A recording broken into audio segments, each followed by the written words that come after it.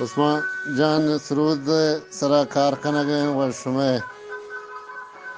تسترین برات جلال جگر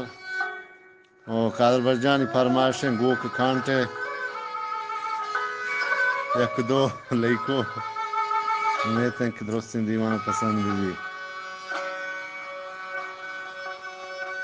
بیچادر آئیر کن برادر تا پشت با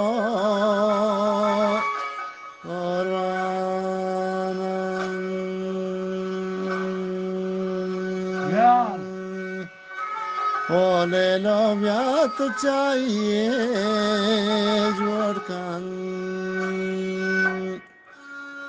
ہو جوڑ کن پوتینوں کے مہمان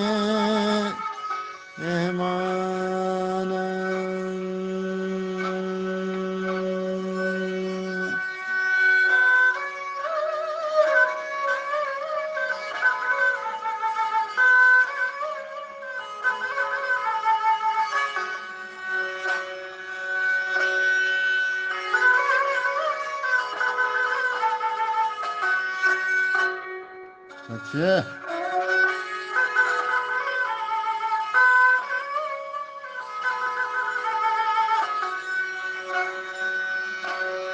بروسیا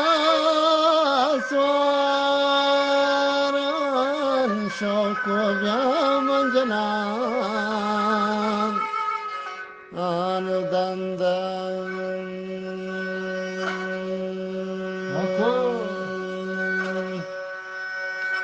گوارم جان بیا قسمتوں